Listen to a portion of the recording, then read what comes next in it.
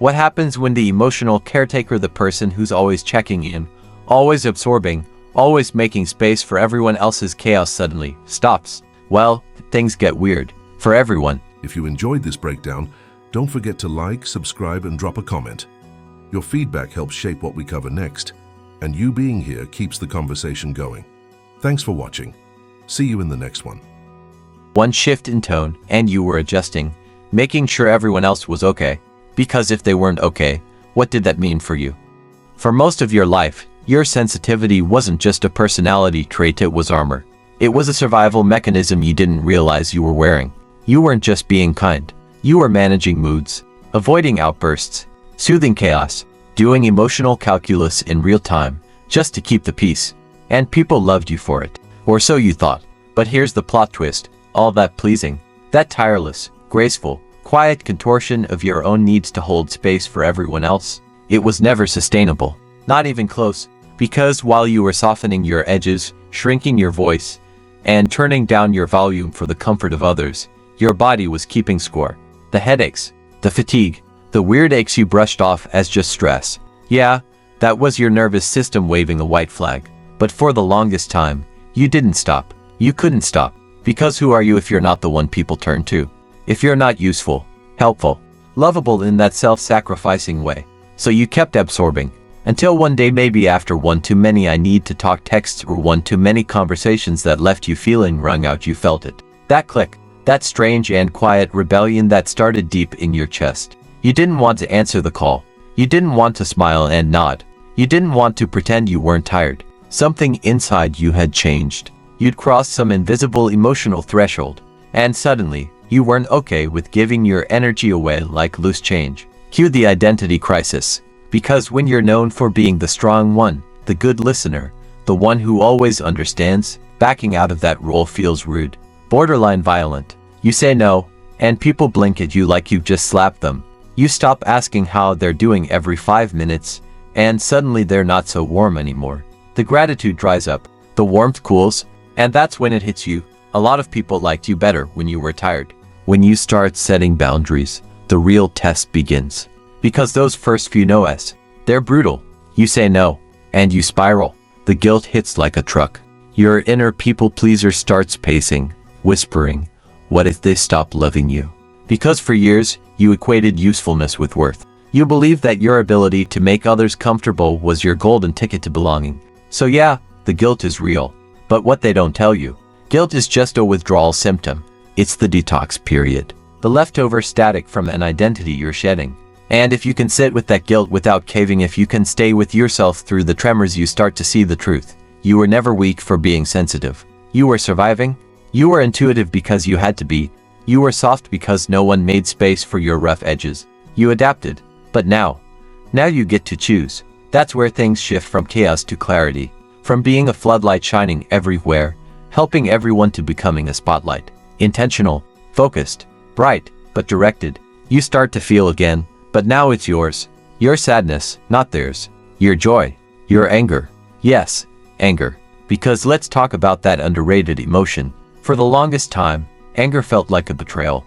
Like a glitch in your nice person software. But now, you realize that anger is just a flare gun. It's your soul saying, hey, that was not okay.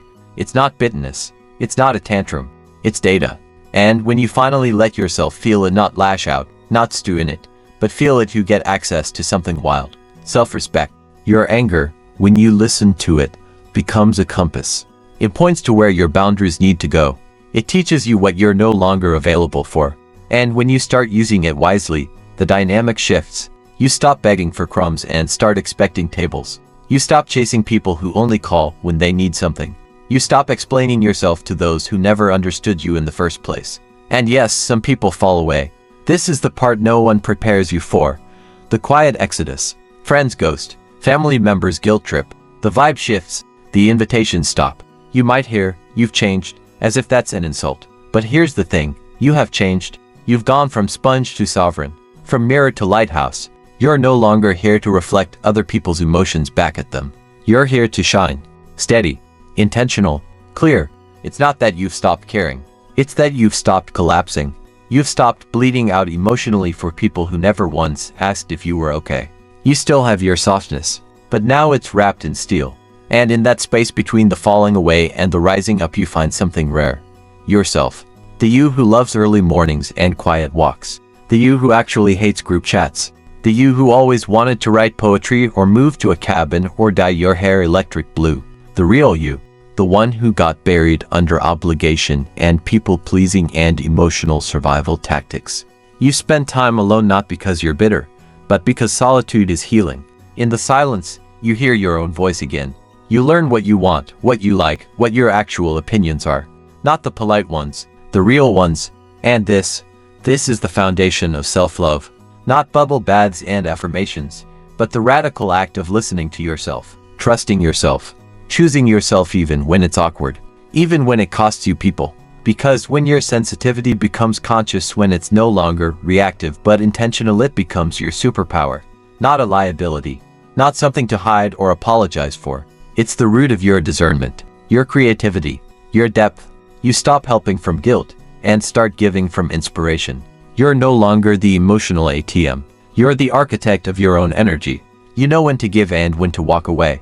You love more deeply now, but only when it's mutual, only when it's real. And those who remain, they're different too. The relationships that survive this awakening, they're solid. No more tiptoeing.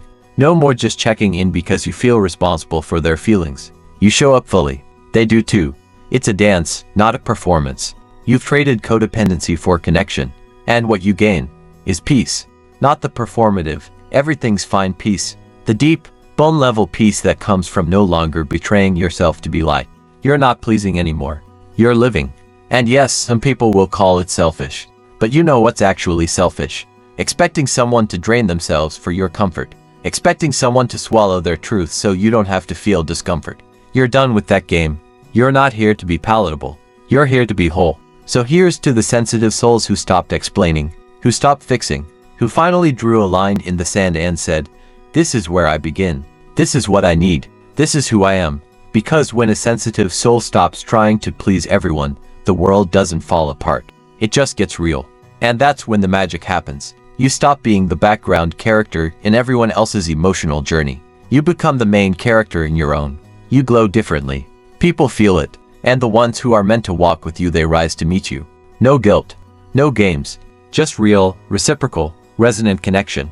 So if you're in the thick of it, if you're somewhere between the guilt spiral and the empowerment breakthrough, let this be your sign. You're not broken. You're awakening.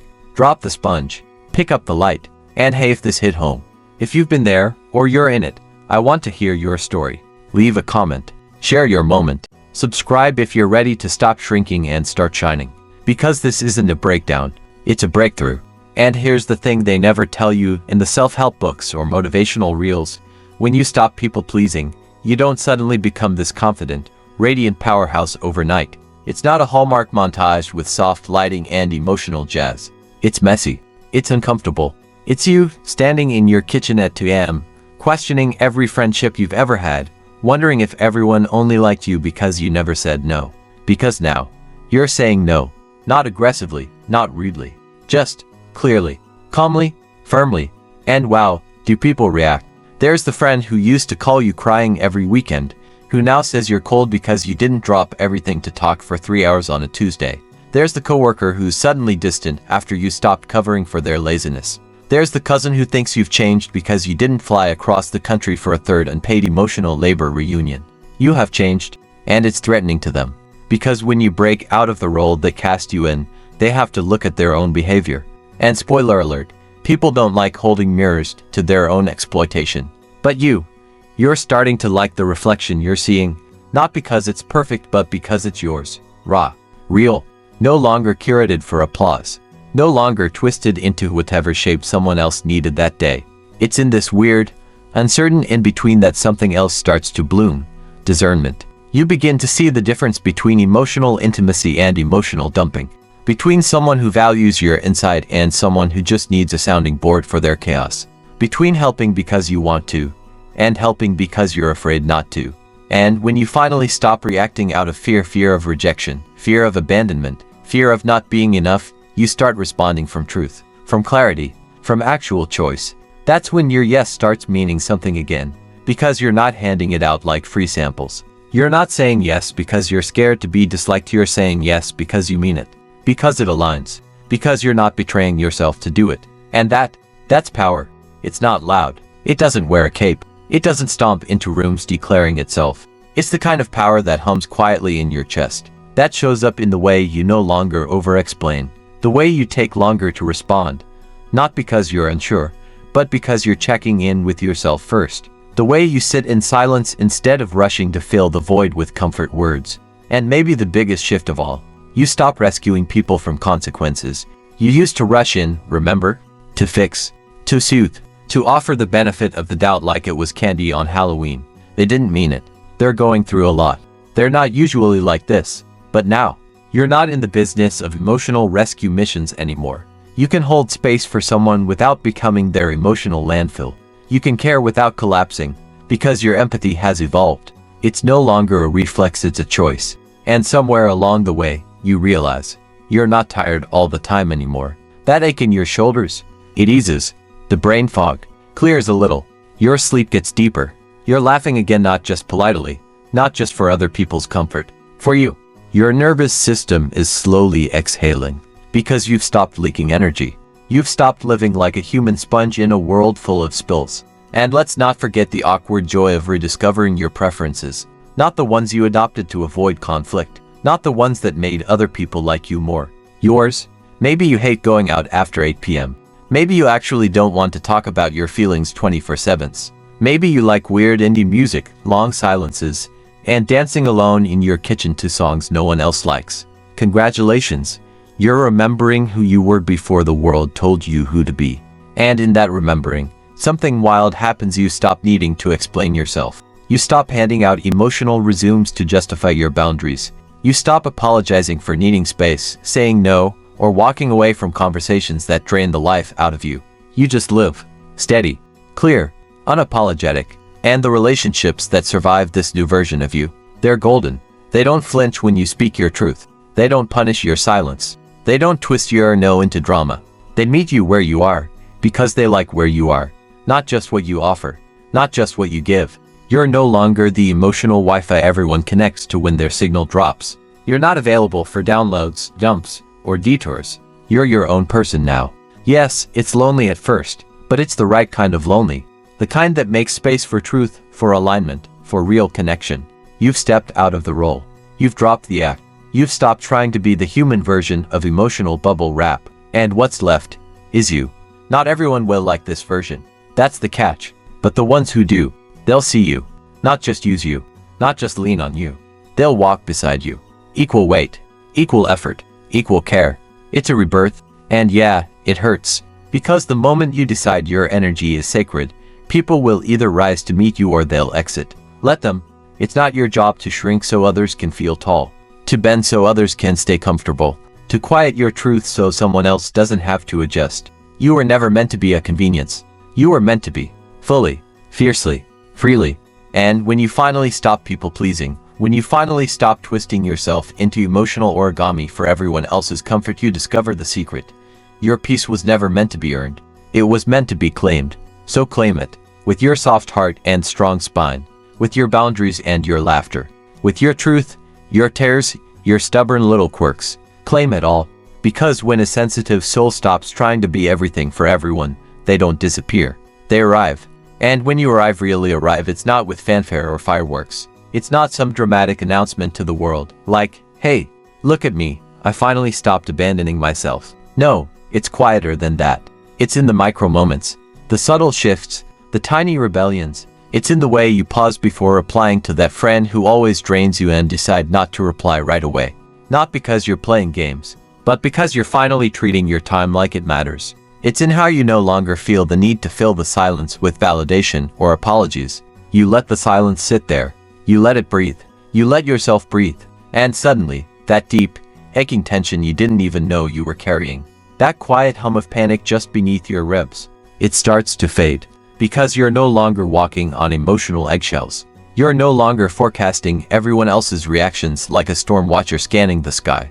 You've stopped playing referee in everyone else's emotional tennis match. It's a kind of peace that's hard to explain if you've never lived your life in the please don't be mad at me zone. The kind of peace that feels like coming home after years of sleeping on other people's emotional couches.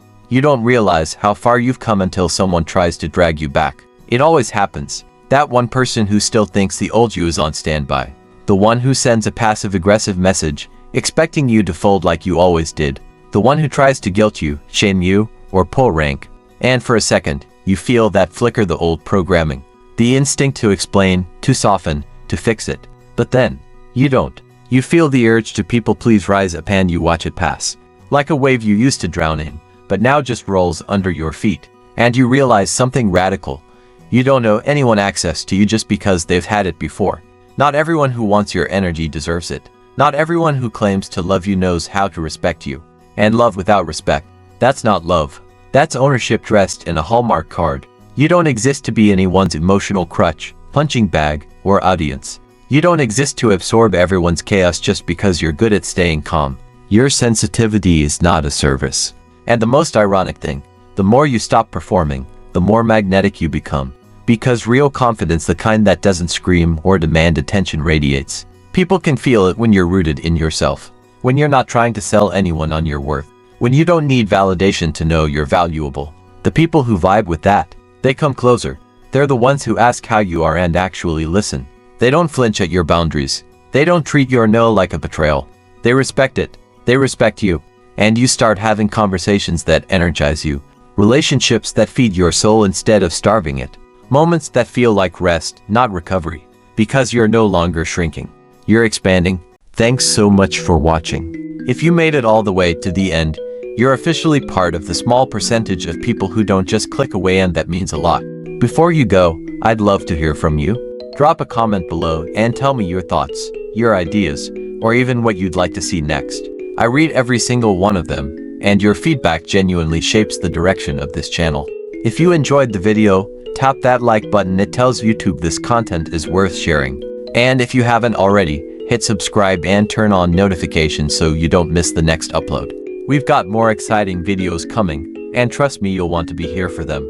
This channel is just getting started, and your support helps it grow faster than you realize. Thank you again for spending a part of your day here with me. Stay curious, stay motivated, and as always, take care of yourself. Until next time, I'll see you in the next video.